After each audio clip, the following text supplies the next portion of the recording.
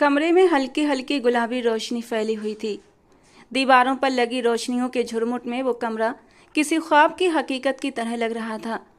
चारों तरफ खुशबू बिखरी हुई थी, गुलाब, चंपा और उन ताज़ा फूलों में मिली मोहब्बत की महक। बिस्तर पर नरमी से बिछे सफ़ेद और लाल रंग के गद्दे, तकिए और फूलों की सेज, सब कुछ इस लम्हे को ख़ास बनाने के लिए तैयार था। और इन सब के बीच अनिका सर झुकाए खामोशी से बैठी थी। उसके हाथों पर लगी मेहंदी अब हल्के हल्के रंग बदल रही थी, मगर उसके दिल में एक तूफान सा मचा हुआ था। दिल की धड़कन जैसे हर लम्हा तेज होती जा रही थी।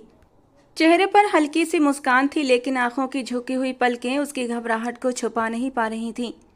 वो शर्म के मारे कभी अपने दुपट्टे को सही करती, कभी उंगलियों पर बने फूलों वाले घेरे को देखती, कभी घूंघट के नीचे से दरवाजे की तरफ नजर डालती। ये शादी उसकी अपनी पसंद की थी। कितना मुश्किल था सब कुछ, माँ बाप को मनाना, भाइयों को समझाना और फिर खुद को इस रिश्ते के लिए तैयार करना। हर लम्हा जैसे एक आजमाइश था, लेकिन उसने हर कदम आरब के लिए उठाया था, उस शख्स के लिए जिसे वो दिल की गहराइयों से चाहती थी, जो उसकी हर बात पर हंस पड़ता था, जो उसकी हर खामोशी को समझ लेता था। आज वो लम्हा आ गया था जिसका दोनों ने एक दूसरे से वादा किया था। अनिका, अपनी शादी की रात हम दोनों सिर्फ अपने लम्हों को याद करेंगे। मैं तुम्हारे लिए गिटार लाऊंगा, तुम गाना गाओगी और मैं तुम्हारी आवाज़ सुनूंगा। तुम जब गुनगुनाती हो ना, दिल में एक सुकून सा उतर जाता है। और शादी की पहली रात मैं तुम्हारी सुरीली आवाज़ को अपने दिल में उतारना चाहता हूँ। हम नाचेंगे, बातें करेंगे, हंसेंगे और बहुत कुछ करेंगे, बस एक दूसरे के साथ रहेंगे। ये वो वाक्य थे जो उसकी याद में ताज़ा हो गए। एक नरम सी हंसी उसके लबों पर आई थी। कितना बचपना था हम दोनों का, लेकिन कितना खूबसूरत था वो बचपना। उसने नज़रें उठाकर कमरे का जायजा लिया। हर कोना आरब की मोहब्बत की झलक लिए हुए था। कमरे की खामोशी में जैसे वक्त थम गया था। अनिका अपने ख्यालों में गुम, होठों पर हल्की सी मुस्कान लिए अपने और आरब के बादों की धुंध में खोई हुई थी कि अचानक दरवाज़ा जोर से खुला। धड़ाम की आवाज़ के साथ एक घबराई हुई नौकरानी अंदर दाखिल हुई। उसका चेहरा हवाइयाँ उड़ा हुआ और आंखें बहशत से बड़ी बड़ी फैली हुई थीं। छोटी मालकिन, गजब हो गया, आपका सुहाग उजड़ गया। उसकी कांपती हुई आवाज़ कमरे में दीवारों से टकराकर वापस आई। अनिका ने हैरत से सर उठाया। उसकी सांस जैसे एक पल के लिए रुक गई। कि क्या बकवास कर रही हो तुम? दिमाग ठीक है तुम्हारा? वो बौखला कर उठी। चेहरे का रंग एकदम सफ़ेद हो गया। नौकरानी ने रोती हुई आंखों से उसे देखा। छोटी मालकिन, आपके पति आरब साहब सीढ़ियों से गिर गए हैं। उनके छोटे भाई और अम्मा जान उन्हें अस्पताल लेकर गए हैं। बहुत बुरी हालत है उनकी, खून बहुत ज़्यादा बह चुका है। हमें नहीं लगता कि वो बच पाएंगे। अनिका के हाथ से दुपट्टा फिसलकर ज़मीन पर गिर गया। उसके कदम जैसे ज़मीन से चिपक गए थे। दिल एक लम्हे को रुक सा गया और आंखें हैरत और डर से फैल गईं। खामोश रहो, बकवास मत करो। तुम्हें नहीं पता तुम क्या कह रही हो? हटो सामने से, उसने कांपती हुई आवाज़ में चीख कर कहा और दीवानी सी होकर कमरे से बाहर भागी। सीढ़ियों की तरफ भागते हुए उसे एक सर्द लहर ने आ लिया। जब उसकी नज़र सीढ़ियों पर पड़ी तो वो वहीं रुक गई। उसकी आंखें फटी की फटी रह गई थीं। पूरे जीने पर खून फैला हुआ था। दीवार के कोने पर आरब की घड़ी टूटी हुई पड़ी थी और एक जूता सीढ़ी के किनारे लटक रहा था। ये मंजर किसी भयानक ख्वाब से कम न था। हे भगवान, उसके होंठों से बस इतना ही निकला। जिस्म जैसे कांपने लगा, दिल जैसे चीख चीख कर उसे सच बताने से इनकार कर रहा था। वो अपने हाथों से मुंह ढांपे आंखों से बहते आंसुओं को रोकने की नाकाम कोशिश कर रही थी। वहां मौजूद कुछ नौकर और रिश्तेदारों की बातें अनिका के कानों में गूंज रही थीं। खून बहुत बह चुका है, सर पर चोट आई है, बहुत गहरी चोट, भगवान कृपा करे। आरब, वो पूरी ताकत से चिल्लाई थी, जैसे इस आवाज़ से वो समय को पीछे खींच लेना चाहती हो। मगर आवाज़ सिर्फ दीवारों से टकराई और फिर खामोश हो गई। अनिका की आंखों के सामने अंधेरा छाने लगा। आंखों से आंसू तेजी से बह रहे थे और दिल में बस एक ही पुकार थी, नहीं, ये मेरी पहली रात है, हम दोनों के मिलन की पहली रात। कितना इंतज़ार किया है हमने इस मिलन के लिए, और जब ये घड़ियां हमें नसीब हुई हैं तो मेरा आरब मुझे छोड़कर नहीं जा सकता। सीढ़ियों पर खड़ी वो पथराई हुई नज़रों से सामने देख रही थी। पूरे माहौल में एक गहरा सन्नाटा था, मगर उसके अंदर एक तूफान उठा हुआ था। दिल बुरी तरह कांप रहा था, हाथ भी कांप रहे थे और आंखें अब इस बात से सीढ़ियों को देख रही थीं। वो धीरे धीरे कदम बढ़ाकर आगे आई और झुककर ध्यान से सीढ़ियों को देखने लगी।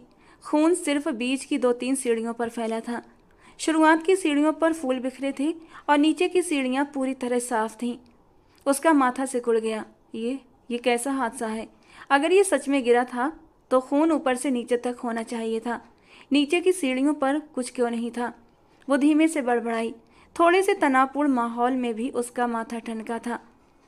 वो सीढ़ियों को ध्यान से देखते हुए पीछे हटी थी जब उसकी आंखों में अविश्वास के साथ साथ डर भी समा गया। दिल कह रहा था कुछ तो गड़बड़ है, लेकिन दिमाग मानने को तैयार नहीं था।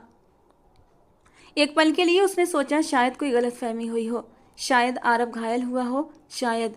अभी वो इन्हीं आशंकाओं में उलझी हुई थी कि अचानक एक और नौकरानी नीचे से ऊपर की तरफ दौड़ती हुई उसके पास आई।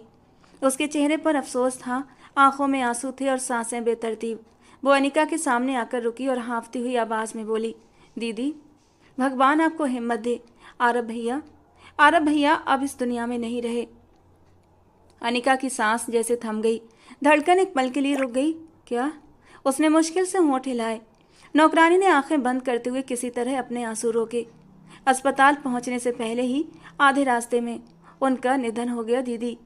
अनिका की आंखें अविश्वास में फैलती चली गईं, जैसे उसकी आत्मा शरीर से अलग हो रही हो। कुछ क्षणों के लिए सब कुछ स्थिर हो गया। आवाज़ें गायब, हवाएं रुक गईं। दिल की धड़कन ने जैसे विरोध में हार मान ली हो। नहीं, उसके होठों से एक घुटी हुई चीख निकली थी। ये झूठ है। ये नहीं हो सकता।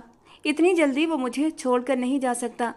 उसके कदम लड़खड़ाए, आंखों के आगे अंधेरा छा गया और अगले ही पल वो धड़ाम से जमीन पर गिर पड़ी। नौकरानी घबराकर आगे बढ़ी। दीदी होश में आइए। मगर अनिका के शरीर में कोई हरकत न थी। सीढ़ियों पर बिखरे हुए फूल, बीच में जमे खून की पपड़ियाँ और ऊपर बेहोश पड़ी नई नवेली दुल्हन, सब कुछ किसी अधूरे एहसास, किसी दर्दनाक सच्चाई की खामोशी गवाही दे रहे थे। कुछ तो ऐसा था जो छुपा हुआ था, जो सिर्फ अनिका की आंखों ने देखा, लेकिन जुबान न कह सकी। 2 दिन बाद कमरे में खामोशी का राज था, जैसे हर चीज सांस रोककर इस उजड़ी हुई दुल्हन के दुख पर मातम कर रही हो। पर्दे बेजान होकर झूल रहे थे और कमरे के हर कोने में एक उदासी, एक वीरानी गहरी छाप छोड़ चुकी थी। वो सफ़ेद कपड़ों में, जिसमें कभी उजाला, खुशी और उम्मीद झलकती थी, अब एक बिलाप बन चुका था। अनिका कालीन पर सफ़ेद साड़ी में लिपटी चुपचाप बैठी थी। नजरें जमीन पर थीं, चेहरा पीला, आंखों के नीचे नीले घेरे और होंठ पूरी तरह शांत। दिल जैसे रेत बन चुका था और समय मानो थम सा गया हो। दरवाज़ा हल्की सी सरसराहट के साथ खुला और कविता जी धीरे धीरे कदम बढ़ाते हुए अंदर आईं। उनके चेहरे पर भी बही दुख की छाया थी। उनकी आंखें लाल थीं और आवाज़ में एक अजीब सी नमी थी। वो बिना कुछ कहे धीरे धीरे अनिका के पास आकर बैठ गईं। उन्होंने अपनी कांपती हुई उंगलियों से अनिका के सिर पर हाथ रखा। करुणा भरा स्पर्श अनिका को झकझोर गया था, फिर भी वो इस तरह बैठी रही। कविता जी ने नरमी से कहा, बेटा, मैं जानती हूँ तुम्हारा दुख कितना बड़ा है। जिस व्यक्ति के लिए तुमने सब कुछ छोड़ दिया वो तुमसे छिन गया, लेकिन अब तुम्हें इसी दुख के साथ जीना सीखना होगा। अनिका के होंठ थोड़े से कांपे, पर उसने कुछ कहा नहीं। आंखों से एक मौन आंसू टपक गया और सफ़ेद वस्त्रों में समा गया। कविता जी ने धीरे से उसके कंधे पर हाथ रखा। तुम तो अभी नवविवाहिता हो बेटा। मुझे आज तक यकीन नहीं हो रहा कि ऐसा अत्याचार तुम्हारे साथ कैसे हो गया। तुमने उसकी खातिर अपने घर की खुशियाँ, अपनी इज्जत, अपनी शांति तक बलिदान कर दी। फिर भी उनकी आवाज़ थम गई। वे मुश्किल से अपनी आंखों से बहते आंसू पोंछ सकीं। पता है, वो मेरा सगा बेटा नहीं था, लेकिन मैंने कभी उसे अलग महसूस नहीं होने दिया। अपने दिल से लगाया था मैंने उसे। जब वो छोटा सा था तो रातों को जागकर उसकी बुखार में माथा ठंडा करती थी, और अब वो नहीं रहा और मेरी ममता मानो कहीं दफन हो गई। अनिका की सांस भारी हो गई। वो धीरे से सिर झुकाकर बोली, मम्मी जी, अब इन बातों का क्या फ़ायदा। जिसके दम से मैं थी वो तो नहीं रहा। मैं तो विवाह करके भी अधूरी रह गई। वो अजीब उदासी से बोली थी। उसकी आवाज़ में हार की ऐसी गूंज थी जो किसी टूटे हुए सपने का शोक मना रही हो। कविता जी ने उसके हाथ थामे और धीरे से कहा, नहीं बेटा, तुम अधूरी नहीं हो। तुम वो रोशनी हो जो अब भी उसकी याद को जलाकर हमारे दिलों में उम्मीद रोशन रख सकती हो। तुम इस घर का आखिरी उपहार हो आरव की तरफ से। अनिका ने पहली बार नज़र उठाकर कविता जी की आंखों में देखा। वे आंखें जो पहले प्रेम से चमकती थीं अब दुख से भर चुकी थीं। एक मौन वादा दोनों के बीच हुआ, दुख बांटने का और आरब की याद को सम्मान से जीवित रखने का। कमरा खामोश रहा, लेकिन दिलों में एक नई लहर उठी, धैर्य की, बलिदान की और एक अधूरी कहानी के साथ जीने की। कमरे की हवा में अभी भी गहरी खामोशी थी, मानो समय भी कुछ पल के लिए थम गया हो। अनिका और कविता जी के बीच एक भारी खामोशी छा गई थी।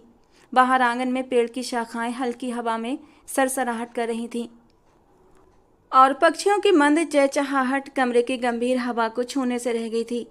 कविता जी ने गहरी सांस ली और अनिका के चेहरे की ओर देखा, जो अब भी झुका हुआ था। उनकी आंखों में बरसों का अनुभव, दुख और एक माँ का दर्द एक साथ झलक रहा था। वे कुछ पल अनिका की हालत को देखती रहीं, फिर नरमी से बोली, लेकिन बेटा, इस तरह भगवान की व्यवस्था से निराश नहीं होना चाहिए। ये सब सिर्फ और सिर्फ उसकी मर्जी से होता है। हम इंसान कुछ नहीं कर सकते, न किसी को बचा सकते हैं और न किसी को रोक सकते हैं। अनिका ने सिर हिलाया, जैसे वे शब्द उसके दिल से गुजरकर उसकी आत्मा तक पहुंच गए हों। कविता जी की आवाज़ में अब गंभीरता थी। मैं जानती हूँ बेटा, अभी सांत्वना, ये बातें कोई मतलब नहीं रखती, लेकिन दुनिया के साथ जीना पड़ता है। कोई भी दुख हमें जीवन से आज़ाद नहीं करता।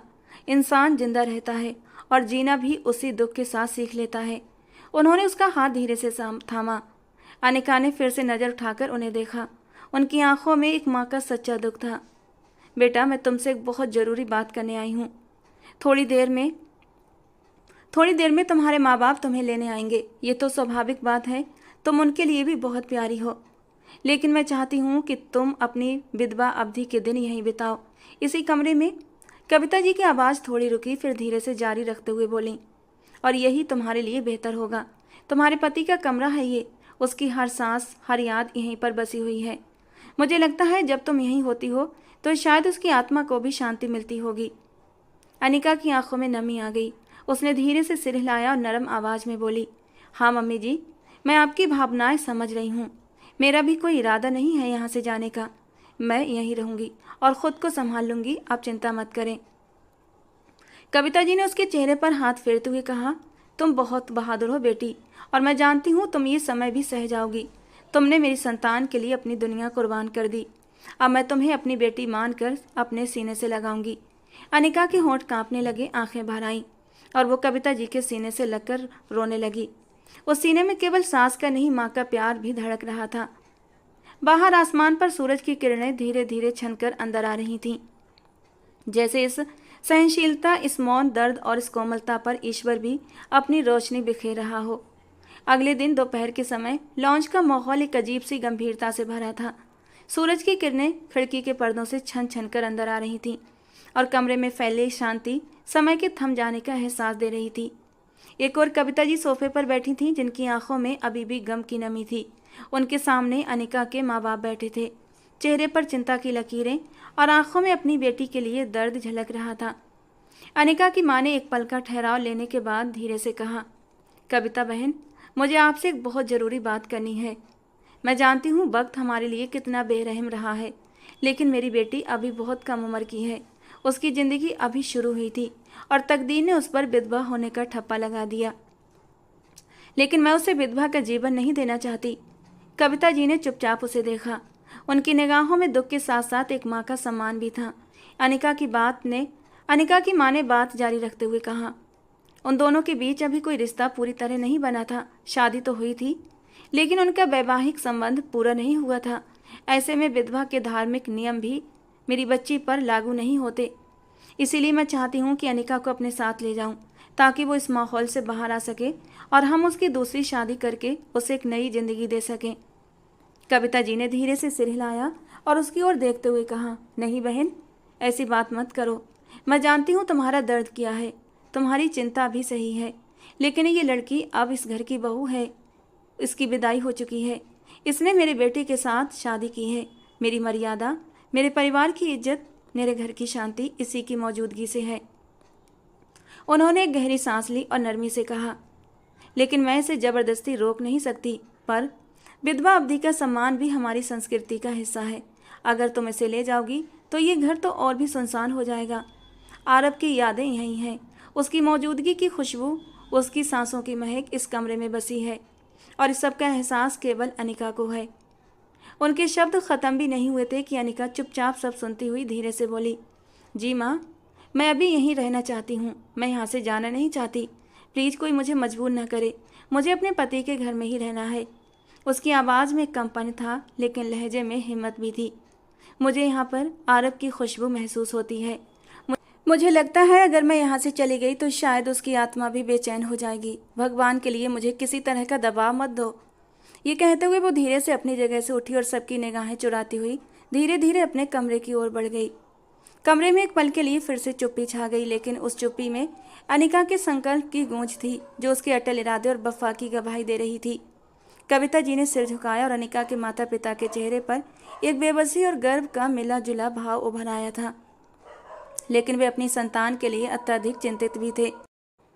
और फिर एक सप्ताह बाद रात के सन्नाटे में पूरे घर पर एक रहस्यमय सन्नाटा छाया था। घड़ी की सुइयां 3 बजे के नंबर को पार कर चुकी थीं जब अचानक अनिका की आंख खुल गई। गले में सूखापन महसूस हुआ, प्यास से जीभ तालू से चिपकने लगी। कमरे में अंधेरा था, केवल खिड़की से आती मंद चांदनी फर्श पर धुंधला सा प्रतिबिंब डाल रही थी। वो थोड़ा सा करवट बदल कर उठ बैठी, इर्द गिर्द नजर दौड़ाई। कमरा खाली था, शांत सुनसान। एक पल के लिए दिल में हल्की सी उलझन उठी, लेकिन प्यास की तीव्रता ने सभी सोचों पर काबू पा लिया। उसने चुपचाप पानी का खाली जग उठाया, धीरे से दरवाजा खोला और दबे कदमों से रसोई की ओर चल पड़ी। हर कदम पर फर्श की लकड़ी हल्की सी चरचराहट के साथ उस सन्नाटे को चीरती महसूस हुई। रसोई में पहुंचकर उसने जग में पानी भरा और जैसे ही वो पलटने लगी, एक साया अचानक सामने आकर खड़ा हुआ। वो घबरा गई और तुरंत अपने चेहरे पर घूंघट डाल लिया। दिल जोर जोर से धड़कने लगा। आप इस समय यहाँ क्या कर रही हैं? सामने खड़े आदमी की आवाज़ में हैरानी के साथ साथ एक अजीब सी जिज्ञासा भी थी। आरब का छोटा भाई आदबिक। अनिका ने नजरें झुकाए घबराए हुए लहजे में जवाब दिया, मैं पानी लेने आई थी, बस अब कमरे में जा रही हूँ। वो तेजी से कदम बढ़ाते हुए उसके पास से निकलने लगी, लेकिन उसी वक्त आदबिक ने उसका हाथ पकड़ लिया। वो एकदम साकित रह गई, जैसे जमीन पर जम गई हो। आंखों में डर की परछाइयां तैरने लगीं।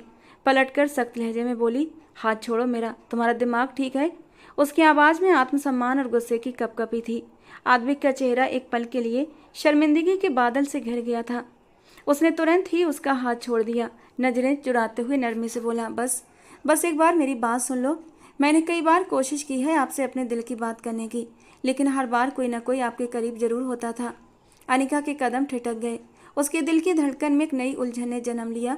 धीरे से मुड़ी और आंखों में उलझन लिए उसे घूरने लगी। क्या मतलब? हवा में एक गंभीर सन्नाटा छा गया, जैसे वक्त भी उनके संवाद का इंतजार कर रहा हो। आदबिक ने सिर हल्का सा झुकाया, आंखों में हिचकिचाहट और दर्द के साथ कहा, मैं जानता हूँ कि ये बातें आपके लिए कितनी अपमानजनक और स्वीकार्य हैं। मुझे ये सब कहना भी नहीं चाहिए था, लेकिन दिल की ख्वाहिशों को दबाना मेरे बस में नहीं रहा। उसकी आवाज़ में टूटन और बेबसी थी, जैसे कोई कैदी अपनी जंजीरों को तोड़ने की कोशिश कर रहा हो। भाई की मौत हम सब के लिए बहुत बड़ा सदमा है, लेकिन मैं चाह कर भी अपने जज्बातों को काबू में नहीं रख पाता। उसकी बात काटते हुए उसने सख्त लहजे में कहा, क्या बात तुम्हारे काबू में नहीं है? आदबिक, मुझे उलझन में मत डालो। आदबिक ने फिर से सिर झुकाया और धीरे से मगर पक्के अंदाज में कहा, मैं तुमसे प्यार करने लगा हूँ। मैं चाहता हूँ तुम मेरी बन जाओ। मैं तुम्हें अपनी ज़िंदगी में शामिल करना चाहता हूँ। क्या तुम मुझसे शादी करोगी? अनिका की आंखों में गुस्सा, नफरत और हैरानी का सागर उमड़ रहा था। उसके दिल की धड़कन तेज हो गई, शरीर में एक आग फटने को थी। अचानक उसने एक जोरदार थप्पड़ मारा जो कमरे की चुप्पी को चीर गया। थप्पड़ की गूंज जैसे हवा में जोर से कड़की थी। आदबिक का चेहरा वहीं साकित रह गया जहां थप्पड़ लगा था। अनिका ने गुस्से से भरे लहजे में कहा, अगर तुमने कभी ये बात अपने मुंह से दोहराई तो मैं तुम्हारा मुंह नोच लूंगी। ये सब बकवास बंद करो, तुम्हारा ये बयान मेरे लिए असहनीय है। उसकी आवाज़ में ऐसी कड़वाहट थी कि सुनने वाला थर्रा उठता। वो चुपचाप अपने कमरे की ओर बढ़ गई। हर कदम में दबा हुआ गम और सख्ती साफ झलक रही थी। पीछे रह गया आदबिक, जो खुद को बेजुबान और अधूरा महसूस कर रहा था। उसकी आंखों में पछतावे और दर्द के निशान साफ नजर आ रहे थे। कमरे के दरवाजे के बंद होने की आवाज़ ने जैसे एक अध्याय बंद कर दिया हो और दोनों के बीच की दीवार और भी मोटी हो गई थी। बाहर रहने वाली हवा में अब निराशा, बेबसी और दिल टूटने की खुशबू घुल गई थी। आदबिक थोड़ी देर जमीन की तरफ देखता रहा, फिर धीरे धीरे कदम बढ़ाते हुए वहां से चला गया, अपने दिल की तन्हाई और ख्वाहिशों को दिल के अंदर कहीं दबाकर। लेकिन कोई नहीं जानता था ये बयान क्या तबाही मचाने वाला है। वक्त धीमी चाल से गुजर रहा था। कमरे की हल्की रोशनी में अनिका के चेहरे पर सुकून की एक गहरी झलक थी, मगर आंखों में अब भी गम के साए मंडरा रहे थे। उसके हाथों की हल्की हरकत से आपस में टकराकर एक मृदु आवाज़ पैदा कर रहे थे। अचानक कमरे का दरवाज़ा धीरे से खुला और कविता जी ने अंदर कदम रखा। उनकी आंखों में एक नरमी और हल्की सी चिंता झलक रही थी। अनिका ने देखा तो हल्की सी मुस्कान के साथ सिर हिलाया, जैसे दिल की गहराइयों से प्यार का पैगाम भेजा हो। कविता जी चुपचाप अनिका के पास जाकर कुर्सी पर ही बैठ गईं। एक पल के लिए दोनों की नज़रें मिलीं। फिर उन्होंने अचानक अनिका का हाथ थाम लिया। वो हाथ जो कई दुख सह चुका था, अब उनके हाथों में मजबूती और हिम्मत का स्रोत बन गया था। कुछ लम्हे भी चुप रहीं और कुछ देर बाद एक नरम मगर गहरी आवाज़ में कहा, जैसे तुम्हारी माँ ने कहा था कि ज़िंदगी बहुत बड़ी है और तन्हाई इंसान को मार देती है। मैं भी यही बात तुम्हें बार बार समझाती रहती हूँ। अनिका ने थोड़ी हैरानी से उनकी तरफ देखा। कविता जी ने अपनी बात जारी रखी, मैं चाहती हूँ कि तुम ये समझो कि मैं तुम्हें अपने दिल में इतनी मोहब्बत से रखती हूँ कि मैं शब्दों में बयान नहीं कर सकती। तुम मेरे लिए सिर्फ बहू नहीं बल्कि मेरी बेटी हो। मुझे पता है कि तुम्हारे माँ बाप तुम्हें अपने साथ ले जाएंगे, मगर मैं नहीं चाहती कि वो तुम्हें यहाँ से ले जाएं, कि तुम यहाँ से जाओ। अनिका के चेहरे पर नरमी की झलक आई, मगर उसकी आंखों में वही पुराने गम की परछाई थी। कविता जी ने धीरे से हाथ मजबूत किया, मैं चाहती हूँ कि तुम हमेशा मेरे साथ रहो, मेरे आरब की निशानी की तरह। तुम जानती हो वो तुम्हें कितना चाहता था। वो कई बार अपनी मोहब्बत का इजहार मुझसे कर चुका था, लेकिन मैं बेवकूफ़ थी जो समझ न सकी। अगर मैंने उसकी शादी पहले कर दी होती तो तुम पहले ही मेरे घर में होती और मेरे बच्चे की ज़िंदगी में खुशियाँ आ जाती। अनिका ने दुखी होकर कहा, मम्मी जी, आप ऐसी निराशाजनक बातें क्यों करती हैं? अगर आपके दिल में कुछ बात है तो आप मुझसे बात करें, मैं हूं ना, जो कुछ भी हो सके मैं आपके लिए कर सकती हूं। कविता जी की आंखों में नमी आ गई, मगर उन्होंने हिम्मत जुटाई और कहा, पहले वादा करो कि तुम मेरी बात ध्यान से सुनोगी और इनकार नहीं करोगी। अनिका ने बिना किसी हिचक के सिर हिलाया, मम्मी जी, मैं वादा करती हूँ। कविता जी ने अपने दिल की बात कहते हुए कहा, मैं जानती हूँ कि तुम्हारी ज़िंदगी में बहुत दुख है, मगर मैं चाहती हूँ कि तुम खुद को फिर से संवारो। ज़िंदगी ने हमें जो दर्द दिए हैं उनके सहारे हम नहीं चल सकते। तुम्हारे अंदर इतनी हिम्मत और ताकत है कि तुम दुनिया के हर दुख का सामना कर सको। अनिका ने उनके हाथ को थाम कर कहा, हाँ, मैं आपकी बात समझ रही हूँ, लेकिन प्लीज़ विस्तार से बताइए ताकि मुझे कोई दिक्कत ना हो। इस तरह पहेलियाँ मत बुझाएं। कुछ पलों बाद वो चुप रहीं, फिर उसे देखते हुए बोली, तुमने मुझसे वादा नहीं किया, बताओ क्या तुम मेरी बात मानोगी? क्या मुझे अपनी माँ मानती हो? वो थोड़ा हैरान हुई। उनकी हर पल बदलती हुई मुद्रा पर वो सचमुच हैरान थी, लेकिन फिर उन्हें देखते हुए बोली, हाँ, मैं बोल रही हूँ आपसे। जो मेरी ताकत में हो सकेगा वो मैं आपके लिए ज़रूर करूँगी। आप मुझे बताएं, आखिर वजह क्या है जो आप इतनी ज़्यादा मायूस दिख रही हैं और मुझसे क्या चाहती हैं? उसके जवाब पर वो कुछ पल चुप रहीं, फिर उसे देखते हुए बोली, अनिका, मैं तुमसे एक बात करना चाहती हूँ। उसने सिर को हल्की सी हलचल दी। वो आगे बोली, तुम मेरे दिल के बहुत करीब हो गई हो। इतने कम समय में ही मैंने तुम्हें अपनी आत्मा के भीतर जगह दे दी है। इसीलिए मैं चाहती हूँ सारा जीवन तुम मेरे साथ रहो। इसीलिए मैं चाहती हूँ तुम मेरे आद्विक से विवाह कर लो। उनकी आवाज़ में प्यार के साथ एक गंभीरता भी थी। वो तुमसे बहुत प्यार करता है। तुम्हारे लिए उसके दिल में इतनी चाह है कि वो तुम्हें पूरा हक देकर अपना मानने को तैयार है। अनिका ने आश्चर्य से आंखें बड़ी करके कहा, मम्मी जी, मैं जानती हूँ कि आद्विक मेरे बारे में कैसा महसूस करता है, लेकिन आप जानती हैं कि मेरा दिल सिर्फ आरब के लिए धड़कता है। मैं उसे पसंद करती हूँ और उसी के नाम पर बैठी रहना चाहती हूँ। कविता जी ने गहरी सांस ली और बोली, अनिका, मैं तुम्हारी इच्छाओं को समझती हूँ, लेकिन आद्विक के जज्बात भी कम नहीं है। वो तुमसे इश्क करता है, चाहे तुम विधवा हो, उसे इसकी कोई परवाह नहीं। वो तुम्हें फिर भी अपनाना चाहता है। सोचो वो तुमसे कितना प्यार करता है कि अपनी इच्छा दबाने की बजाय तुम्हारे लिए खुलकर बोलता है। अनिका की आंखों में आंसू आ गए, लेकिन उसने होंठ कस लिए। मम्मी जी, मुझे समझिए, मैं अभी किसी और से शादी के लिए तैयार नहीं हूँ। मेरा दिल अभी भी आरब के लिए धड़कता है। मैं आद्विक के लिए कुछ भी महसूस नहीं करती। कविता जी ने नरम लहजे में उत्साह से कहा, मैं नहीं चाहती कि तुम इस घर से दूर चली जाओ। ये घर तुम्हारा है और आद्विक तुम्हें अपनी खुशियों में शामिल करना चाहता है। ये सब तुम्हारे लिए बेहतर होगा। तुम्हें दुनिया की हर खुशी मिलेगी। मैं तुमसे तुम्हारी माँ की हैसियत से ये विनती करती हूँ, तुम प्लीज़ मेरे लिए ये कदम उठाओ। मैं तुम्हें खुश देखना चाहती हूँ। अनिका अपनी कुर्सी से उठते हुए बोली, प्लीज़ मम्मी जी, आप यहाँ से जाएं। मैं ऐसा कुछ नहीं करूँगी। मैं अपनी ज़िंदगी अपने तरीके से जीना चाहती हूँ। ये फैसला मेरा है और मैं किसी के दबाव में नहीं आ सकती। कविता जी ने प्यार भरे अंदाज में हाथ बढ़ाया। अनिका बेटी, तुम मेरे दिल की बात तो सुन लो। मैं तुम्हें मजबूर नहीं करना चाहती, बस तुम्हें समझाना चाहती हूँ कि यही तुम्हारे लिए बेहतर है। अनिका ने अपना चेहरा मोड़ लिया और कदम दरवाजे की ओर बढ़ाए।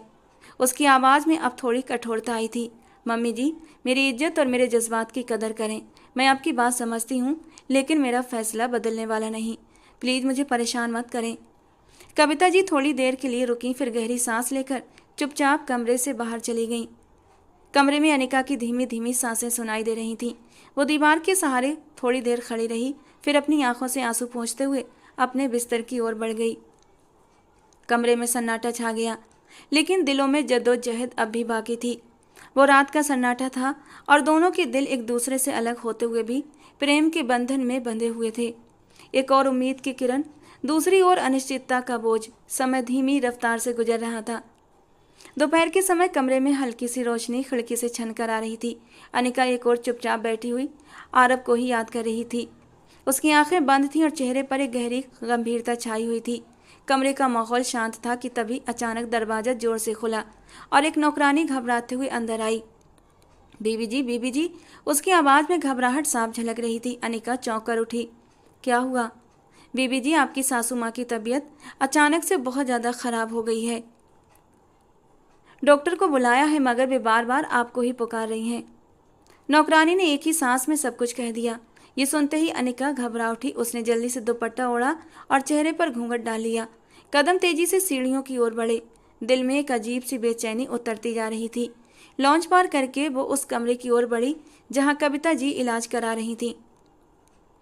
दरवाजा खोलते ही उसकी नज़र सबसे पहले आदबिक पर पड़ी, जो बिस्तर के एक तरफ बैठा अपनी माँ का हाथ थामे हुए था। उसकी नज़रें थकी हुई थीं मगर चिंतित थीं। अनिका ने अपना चेहरा और भी घूंघट में छिपा लिया और धीरे धीरे बिस्तर के करीब पहुंची। माँ की आंखें आधी खुली थीं, चेहरा पीला पड़ गया था और सांसें तेज थीं। मम्मी जी, उसने धीमी आवाज़ में पुकारा। कविता जी ने तुरंत उसकी आवाज़ पर आंखें खोल लीं और कांपते हाथों से उसका हाथ थाम लिया। अनिका मेरी बेटी, वे कमज़ोर सी आवाज़ में बोली, तुम आ गई हो? मैं तुम्हें ही पुकार रही थी। मम्मी जी, क्या हुआ? आप ठीक तो हैं? अनिका ने उनके हाथ को मजबूती से पकड़ लिया। दिल डर से भर गया था। कविता जी ने नकारते हुए सिर हिलाया। आंखों से आंसू बहने लगे। नहीं, मैं ठीक नहीं हूँ, और जानती हो क्यों? क्योंकि तुम मेरी बात नहीं मान रही। तुम क्यों मेरी इच्छा का सम्मान नहीं कर रही? तुम्हारे घर वाले जल्दी ही तुम्हें कहीं और ले जाएंगे और मैं तुम्हारे बिना नहीं जी सकती। अनिका। अनिका की आंखें नम हो गईं। वो उनके झुर्रियों भरे चेहरे को देखने लगी। मम्मी जी, भगवान के लिए मेरे हाल पर दया करो। मैं आरब के अलावा किसी को उसकी जगह नहीं दे सकती। मेरी आत्मा अभी भी उससे जुड़ी है। मैं किसी और के लिए नहीं बन सकती। कविता जी ने उसकी बात सुनते ही बच्चों की तरह रोना शुरू कर दिया। मैं तो सिर्फ इतना चाहती हूँ कि तुम सिर्फ मेरे पास रहो। मेरी दुनिया की आखिरी खुशी हो तुम। मैंने तुम्हें बेटी माना है, बहू से भी बढ़कर। अगर तुम चली गई तो ये घर, ये दिल सब खाली हो जाएगा। अनिका की पलकें भीग गईं, मगर उसने अपने हौसले पर काबू रखा। मम्मी जी, मैं कहीं नहीं जाऊंगी। मैं यहीं रहूंगी आपके पास। लेकिन प्लीज़ मुझे मजबूर न करें। आरब की जगह कोई और नहीं ले सकता। कविता जी ने उसका हाथ और मजबूती से थाम लिया, लेकिन उनकी सिसकियां कम नहीं हुईं। कमरे का माहौल भारी हो गया था। एक माँ के टूटे दिल और एक विधवा के जख्मी जज्बातों का टकराव आंसुओं की शक्ल ले चुका था। बाहर सूरज चमक रहा था, लेकिन इस कमरे में केवल एक ठंडी उदासी बसी हुई थी। जैसे ही कविता जी की सिसकियां कुछ थमी, अचानक आदमी की आवाज़ ने सन्नाटा तोड़ दिया। उसकी आवाज़ में बेसहारा अपनापन और विनती एक साथ झलक रही थी। प्लीज़ राजी हो जाओ। ये सिर्फ मेरे दिल का सवाल नहीं, ये मेरी माँ की ज़िंदगी का सवाल बन चुका है। वे दिन ब दिन टूटती जा रही हैं। अगर तुमने इनकार किया तो शायद वे इस सदमे को सहन न कर पाएं। अनिका ने एक पल के लिए आंखें बंद कर लीं। उसकी सांसें जैसे थम सी गईं। दिल की दीवार पर आरब की यादों की परछाइयाँ फैल गई थीं, लेकिन कविता जी की आंखों में बसी वो ममता और दर्द भी उसका दिल नरम कर रहा था। कुछ पलों बाद उसने नज़रें उठाकर आदविक की ओर देखा। ठीक है, लेकिन मुझे तुमसे अलग होकर कुछ बात करनी है। आदविक ने तुरंत सिर हिलाया, जैसे वो पहले से इस बात के लिए तैयार हो। आइए हम लॉन्ज में बात कर लेते हैं। उसके लहजे में गंभीरता थी, एक अजीब सी नरमी और उम्मीद का मेल। अनिका ने चुपचाप सिर हाँ में हिलाया और घूंघट संभालते हुए उसके साथ लॉन्च की ओर कदम बढ़ा दिए। दोनों के कदम धीरे धीरे सीढ़ियां उतरते रहे, जैसे हर सीढ़ी उनके बीच की दूरी को थोड़ा थोड़ा कम कर रही हो। लॉन्ज में पहुंचकर वे दोनों सोफे के दो किनारों पर बैठ गए। कमरे में गहरी चुप्पी छा गई, केवल घड़ी की टिक टिक सुनाई दे रही थी। अनिका ने कुछ पल आदमी की ओर गौर से देखा, उसकी आंखों में छिपी बेचैनी साफ झलक रही थी। फिर उसने गहरी सांस ली और बेबसी से बोली, अगर मैं इस रिश्ते के लिए हाँ कहूँ तो मेरी कुछ शर्तें होंगी। आद्विक ने तुरंत सिर उठाकर उसे देखा। जी हाँ, शर्तें। अनिका का लहजा सपाट था, मगर लहजे में नरमी भी थी। अगर तुम इन शर्तों का सम्मान करते हो तभी ये रिश्ता संभव है। मैं किसी भावनात्मक बोझ या मजबूरी में नहीं, बल्कि होशो हवास में फैसला लेना चाहती हूँ। आद्विक का चेहरा एक पल में गंभीर हो गया। उसने हाथ सीने पर रखे और नरमी से बोला, मुझे आपकी सभी शर्तें मंजूर हैं। आप सिर्फ हुक्म करें। आप जो चाहें, जैसा चाहें वैसा ही होगा। मेरे लिए आपकी खुशी, आपकी रजा सबसे महत्वपूर्ण है। कमरे में एक पल के लिए खामोशी छा गई, मगर उस खामोशी में विश्वास की एक नई नींव रखी जा रही थी। एक ऐसा फैसला जो कई जिंदगियों का रुख बदलकर रख देने वाला था।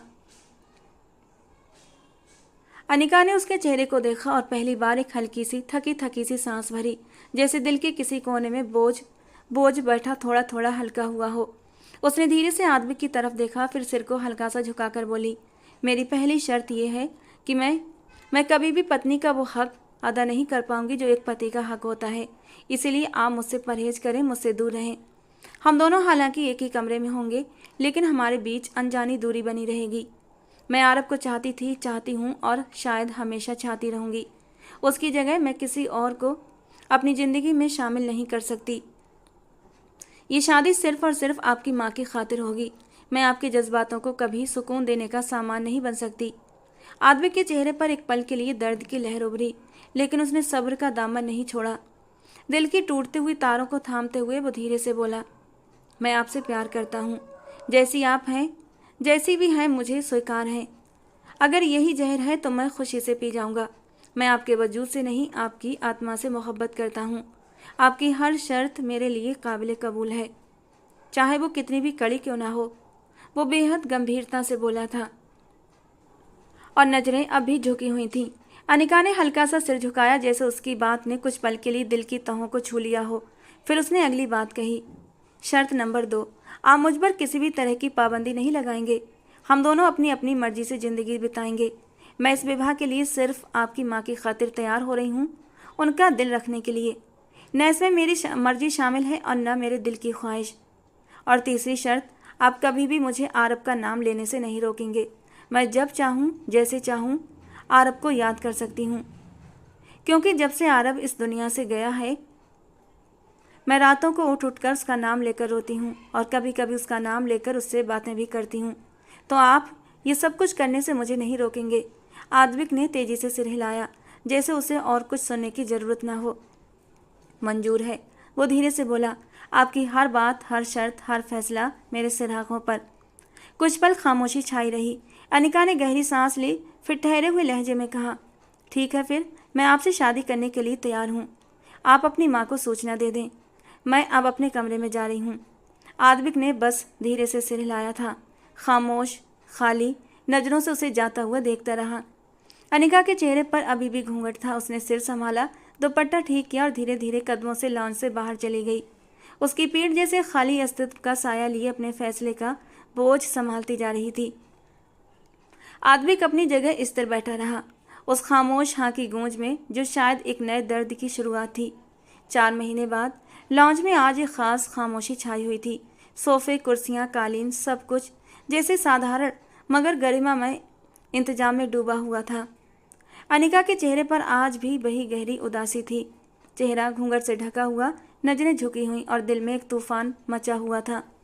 दिल अभी भी उस दर्द के सहरा में भटक रहा था, जहां आरब की यादें हर मोड़ पर इंतजार करती थीं। बहुत ही सादगी से आद्विक और अनिका की शादी हो गई। कुछ चेहरों पर शांति थी, कुछ पर उदासी और कुछ पर बेआवाज चिल्लाहट।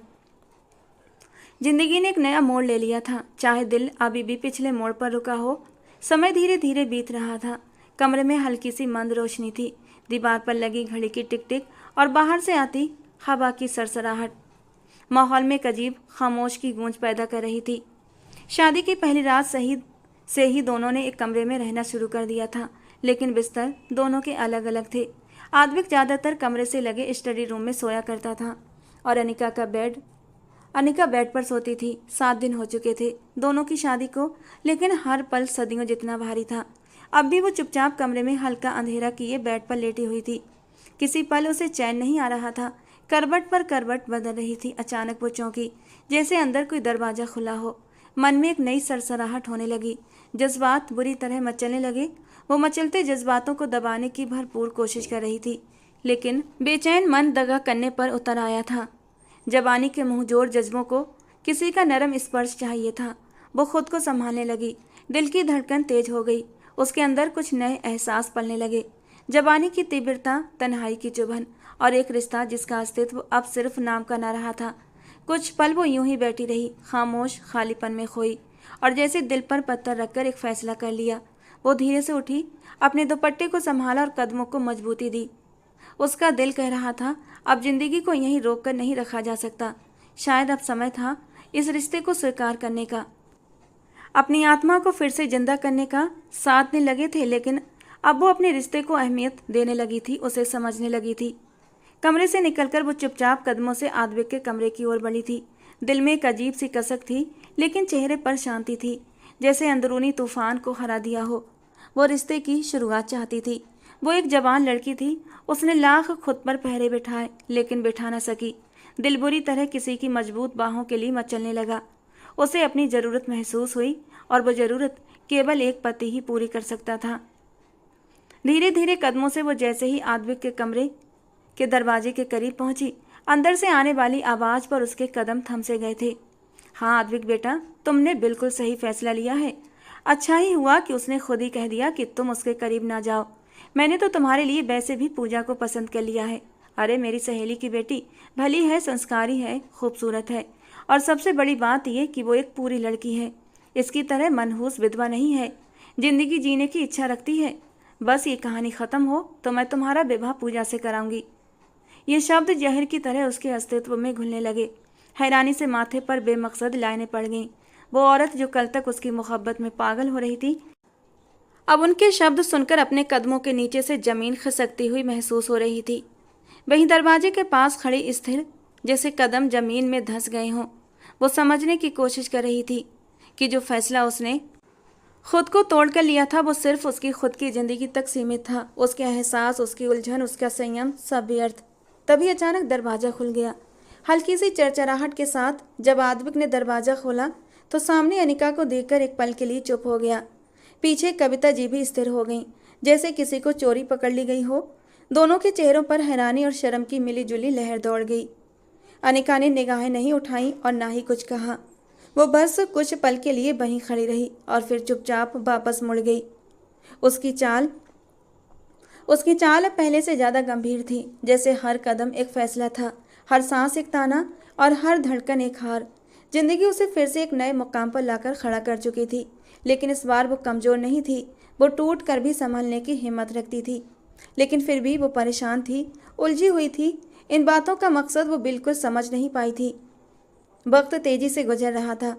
रात अपनी पूरी अंधकारता के साथ हर चीज़ को अपनी गोद में समेट चुका था। पूरा घर गहरी खामोशी में डूबा था। खिड़की के शीशों से चांद की मध्यम रोशनी धीरे धीरे अंदर आ रही थी, जो अब कमरे के फर्श पर सफ़ेद चादर की तरह बिखरी हुई थी। कमरे में आधी अंधेरी छाया थी। सिर्फ साइड टेबल पर रखा लैंप हल्की पीली रोशनी फैला रहा था। अनिका नरम सफ़ेद बिस्तर पर गहरी नींद में डूबी थी। उसका चेहरा सुकून की तस्वीर लग रहा था, जैसे उसने एक पल के लिए दुनिया की सारी फिक्रें भुला दी हों। वो करवट लेकर सो रही थी। उसके चेहरे पर फैली खामोशी बेहद मासूम और नाजुक सी थी कि तभी कमरे का दरवाज़ा बहुत धीरे से खुला था। कोई आहट नहीं हुई, जैसे हवा ने दरवाज़ा सरकाया हो। आद्विक चुपचाप कदम बढ़ाते हुए धीरे धीरे अंदर आया था। उसके चेहरे पर गंभीरता छाई हुई थी, निगाहें किसी और ही ख्याल में डूबी थीं। उसके हाथों में एक लाल रंग का फोल्डर था, जिसमें कई महत्वपूर्ण कागजात रखे हुए थे। ये कागजात मामूली नहीं थे। अनिका की संपत्ति की गवाही देने वाले दस्तावेज, जिन पर एक दस्तखत या अंगूठा ही सब कुछ बदल सकता था। आद्विक की नज़र अनिका पर पड़ी, जो आराम से सो रही थी। एक पल के लिए वो रुक गया, चेहरे को देखा, जैसे दिल में कुछ बेचैनी से उठी, लेकिन तुरंत ही उसने नजरें हटा लीं। वो धीरे धीरे उसके बिस्तर की ओर बढ़ा था। कदम बहुत हल्के से, नरम से थे। आवाज नहीं थी। वो जानता था अगर अनिका जाग गई तो ये काम पूरा नहीं हो सकेगा। उसने जेब से एक छोटी सी टॉर्च निकाली और कागजात निकालकर मेज पर फैला लिए। ये सब जायदाद की मालिकाना हक से जुड़े थे। एक तरफ अनिका के पिता की तरफ से उसके नाम की गई जमीनों का विवरण, दूसरी तरफ आरब की तरफ से मौत से पहले अपनी पत्नी के नाम की गई संपत्ति का पूरा रिकॉर्ड। हर पन्ने पर अनिका के अंगूठे की जरूरत थी। वो मेज से अंगूठे का स्टैम्प पैड निकाल लाया। अनिका का हाथ धीरे से थामा, जैसे किसी मूर्ति को छू रहा हो। उसकी नींद गहरी थी। एक पल के लिए भी उसने पलकों को नहीं झपकाया। आद्विक ने बड़ी निपुणता से उसके अंगूठे को स्टैम्प पर रखा, फिर हर जरूरी पन्ने पर क्रमवार अंगूठा लगाता गया। चेहरे पर किसी प्रकार के संदेह की झलक तक नहीं थी, जैसे ये सब पहले से तय हो। जब आखिरी कागज पर भी निशान पूरा हो गया तो उसने फिर से उसका हाथ धीरे से वैसा ही रखकर सीधा कर दिया। एक बार फिर अनिका के चेहरे को देखा, जो अभी भी नींद में बेखबर था। एक पल के लिए कुछ कहने के लिए होंठ खोलने ही वाली थी वो, पर फिर चुपचाप पीछे हट गई। कागजात वापस फोल्डर में रखे और धीरे धीरे कदम बढ़ाकर वो दरवाज़ा खोलकर बाहर निकल गया। कमरा फिर से खामोश हो गया, जैसे कुछ हुआ ही ना हो। बस चांदनी की रोशनी अब कुछ और मंद लग रही थी और नींद की चादर में लिपटी अनिका किसी अनजाने सौदे की बेखबर गवाह बन चुकी थी। धूप की सुनहरी किरणें लॉन की घास पर छन छन कर पड़ रही थीं। हवा में हल्की ठंडक और फूलों की खुशबू घुली हुई थी। अनिका सफ़ेद शिफॉन की हल्की चादर ओढ़े एक आरामदायक कुर्सी पर बैठी चुपचाप आसमान को ताके जा रही थी। वो अजीब सी बेचैनी और खलिश के हाल में थी। दिल के अंदर कोई ऐसी कमी थी जो शब्दों में बयान नहीं हो सकती थी। जिंदगी मानो एक बंद कमरे की तरह हो गई थी, जिसमें न रोशनी की गुंजाइश थी और ना ही हवा का कोई झोंका। उसी वक्त एक नौकर झिझकते हुए उसके पास आया, सिर झुकाए सम्मान से बोला, बीबी जी, बाहर कोई आपका दोस्त आपसे मिलने आया है। अनिका चौंक कर उसे देखने लगी। माथे पर बल आ गए। मेरा कोई दोस्त? ये कैसे संभव है? उसने उलझे हुए अंदाज में कहा। नौकर ने नजरें झुकाकर नरमी से जवाब दिया, जी बीबी जी। वो बहुत जोर दे रहा है, कहता है आपसे ज़रूरी बात करनी है। अनिका के दिल में बेचैनी की एक नई लहर दौड़ गई। वो धीरे से उठी, चादर को संभाला और तेज कदमों से बाहर की ओर बढ़ गई। आंगन के दरवाजे पर पहुंचते ही उसकी नज़र एक अनजान युवक पर पड़ी, जो बड़े आत्मविश्वास से खड़ा था। उन काली आंखों में अजीब सी पहचान लिए वो तुरंत आगे बढ़ा। आपने मुझे पहचाना? युवक ने खुशी से पूछा। अनिका उलझन में सिर ना में हिला गई। नहीं, मैं आपको नहीं जानती। उसके होठों से बेख्तियार निकला था।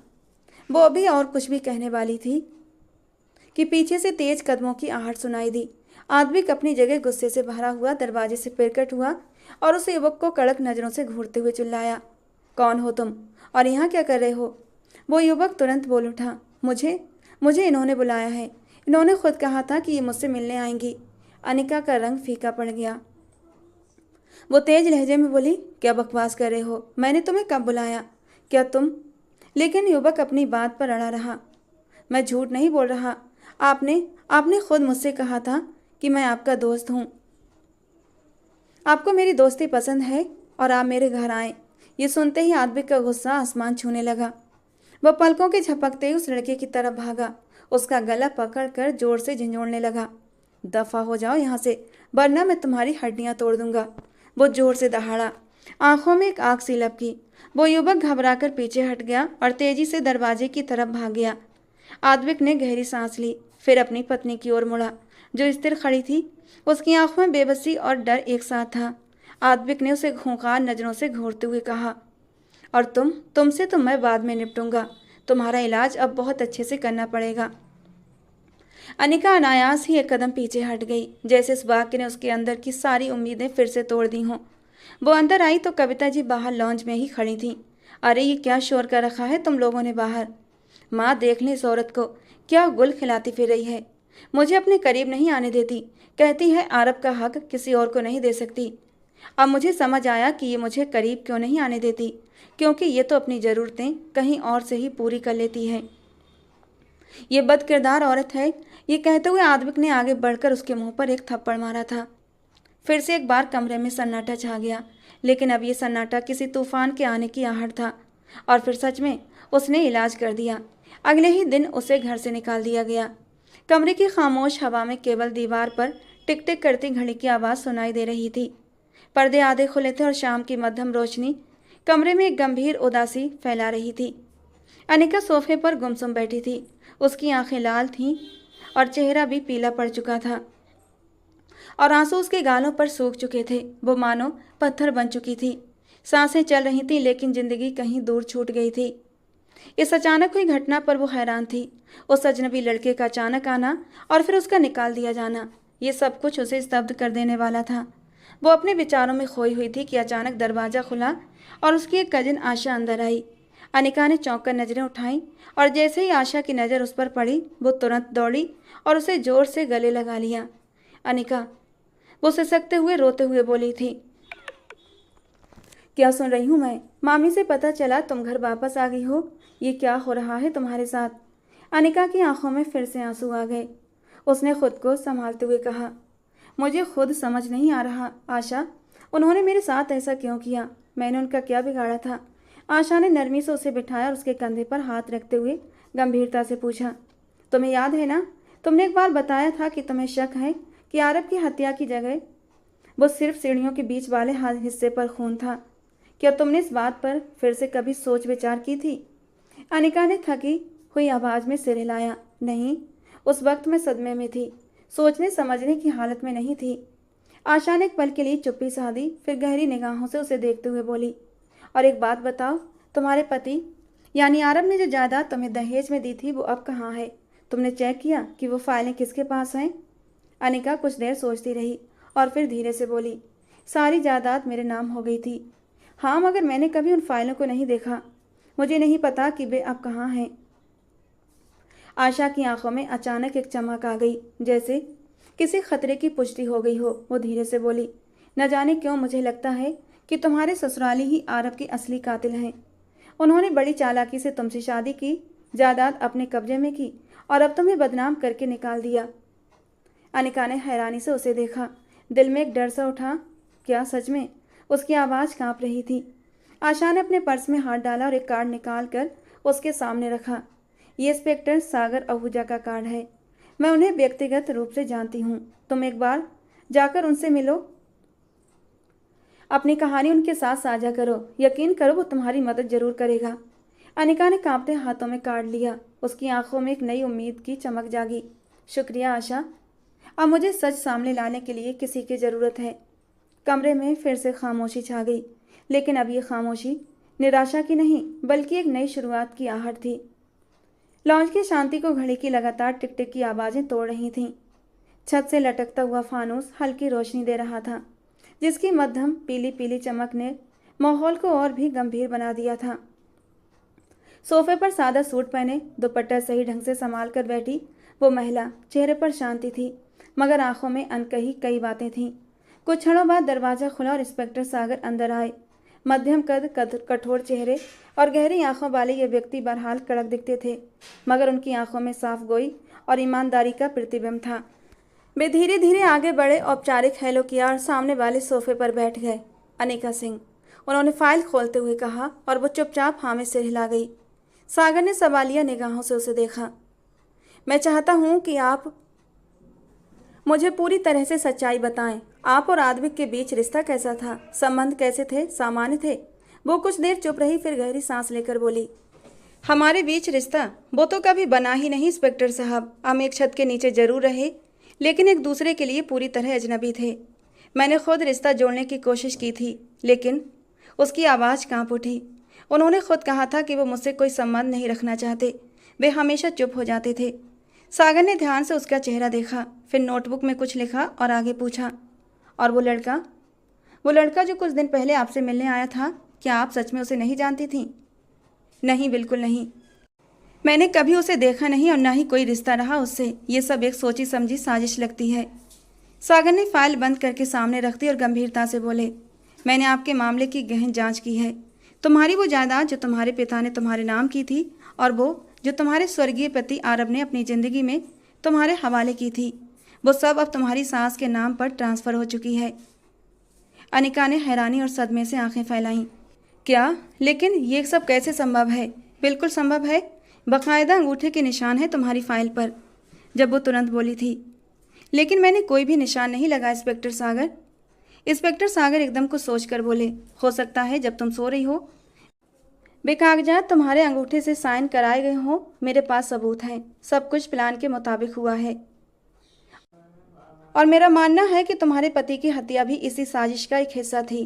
वो चुप हो गई, शब्द जैसे खो गए थे, दिल की धड़कनें तेज हो गई थीं, हाथ कांपने लगे थे। सागर ने नरमी से कहा, आप चिंता न करें, मैं जांच जारी रखे हुए हूँ। देर सवेर सच सामने आ जाएगा, तुम हिम्मत रखो। वो नजरें झुकाकर चुपचाप बैठी रही, जैसे वो अब खुद को अनजान रखने को तैयार न थी। वक्त धीमी गति से गुजर रहा था। सागर की 6 महीने लंबी जांच पड़ताल ने आखिरकार वो सच दुनिया के सामने रख दिया। एक लंबे समय से अनिका के दिल को तड़पा रहा था, जो कविता जी और उनका बेटा आद्विक दोनों जायदाद के लालच में अंधे हो चुके थे।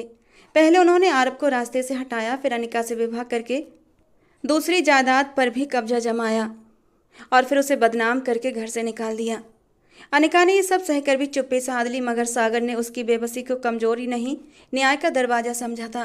कहते हैं ना, अगर कोई आपके ऊपर अन्याय कर रहा है तो भगवान एक दिन न्याय जरूर करता है।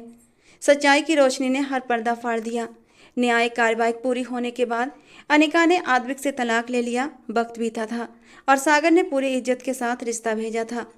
इन 6 महीनों के बीच जो लगाव दोनों के बीच हुआ था वो बहुत सम्मान पर आधारित रहा था। वे दोनों एक खूबसूरत खुले रेस्टोरेंट में बैठे थे, जहां हल्की हल्की संगीत हवा को नरम कर रही थी। हवा में शाम की ठंडक थी और आसमान पर धीरे धीरे अंधेरा उतर रहा था। रेस्टोरेंट की रोशनी जुगनुओं की तरह चमक रही थी। मेज पर 2 कप कॉफ़ी और कुछ हल्की फुल्की चीज़ें रखी थीं, लेकिन उन सबसे बढ़कर वे 2 हाथ जो अब एक दूसरे के हाथों में थे। सागर ने अनिका का हाथ थामा और नरमी से बोला, जिंदगी में कभी भी निराश मत होना।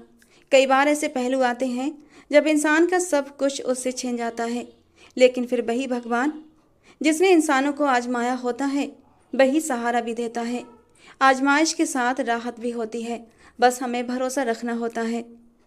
अनिका ने मुस्कुराकर अपनी नज़रें उसकी नज़रों में डाल दी, जैसे सालों की थकान एक पल में उतर गई हो। उसकी आवाज़ में सुकून का रंग था। अगर आपका साथ न होता तो शायद मैं कभी ज़िंदगी की तरफ लौट कर न देखती। 2 शादियों के बाद तीसरी शादी का तो सवाल ही नहीं उठता था। मगर कहते हैं ना, वो भगवान बड़ा दयालु है, जो दुख के बाद सुख भी देता है, और आप इस सुख की सबसे खूबसूरत तस्वीर हैं।